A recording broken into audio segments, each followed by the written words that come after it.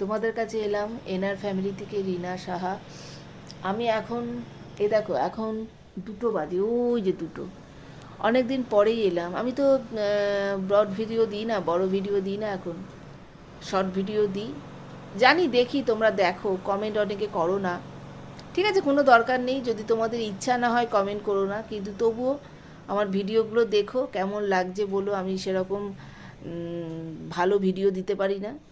এই এখন বসে বসে আছি তো, বাড়িতে কেউ নেই, মেয়ে গেছে কলেজে, মেয়ের বাবা গেছে এলআইসি অফিসে, ঠিক আছে। আমার বর তো এলআইসি এজেন্সি করে, জানো। তা যাই হোক, এইভাবেই আমাদের সংসার চলে। এ দেখো, এই জামাগুলো গুছাচ্ছি, গুছিয়ে পাট করে নিয়ে এসেছি, ঠিক আছে।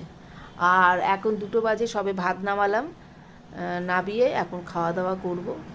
আর কি কি রান্না করেছি আজকের লাঞ্চ মেনু কি তোমরা একটু দেখে নাও। হ্যাঁ, এগুলো তো রোজ রোজ শেয়ার করতে পারি না। আর সত্যি কথা বলতে মন মেজাজও ভালো না, যে শেয়ার করার জন্য, ভিডিও করার জন্য যে মনটা লাগে সেটা হয় না। তবু দেখে নাও আজকে একটু সময় পেয়ে। এই যে আলু ফুলকপির দম, মানে ডালনা, যেটাকে অনেকে ডালনা বলে, এই যে, ঠিক আছে। আর একটু ধনেপাতা ছড়িয়ে দিয়েছি, ভালো হবে সেটা আশা করেই দিয়েছি। আর এই যে ওই ভোলা ভেটকি আছে, ওগুলো আলু দিয়ে বেগুন দিয়ে করেছি, এই যে, এই যে আলু দিয়ে বেগুন দিয়ে, এর মধ্যেও ধনেপাতা দিয়েছি, ঠিক আছে। এই রান্না হয়েছে। আর একটা জিনিস হয়েছে, দাঁড়াও দেখাচ্ছি।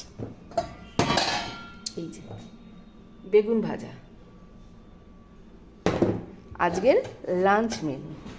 তবে একটা জিনিসের খুব অভাব, তোমরা হয়তো অনেকে বলবে ওপার থেকে যে সবই তো হয়েছে, ডালটা কোথায়? বেগুনটা ভাজা খাবে, ডালটা দিয়ে খাবে। তা ডাল করিনি আজকে। এই যে হাঁড়ি উল্টানো আছে, ভাত উল্টে জাস্ট দিয়েছি, এক্ষুনি নামিয়েছি। আর ভাতের মধ্যে একটা গাজর দিয়েছি সেদ্ধটা, আমি খাবো। এই যে ভাতটা এখনও হাত উ উ হাত দেওয়া যাচ্ছে না, খুব গরম। সবে তো নামিয়েছি, গরম তো লাগবেই। তা যাই হোক, তোমাদের নিশ্চয়ই অনেকেরই খাওয়া দাওয়া হয়ে গেছে, আর খেয়ে দিয়ে অনেকেই হয়তো পিঠে রোদ্দুর দিয়ে, রোদের দিকে পিঠ দিয়ে বসে আছো। যাই হোক, অনেকে অনেক রকমভাবে শীতের দুপুরটা উপভোগ করে। তা আমি এখন জাস্ট খেতে বসবো, বসে তারপরে এইগুলো যেগুলো পাট করে রেখেছি দেখতেই পাচ্ছ, এগুলো পাট করা আছে দেখতেই পাচ্ছ, এগুলো আল্লাতে রেখে শুয়ে পড়বো আমি। আর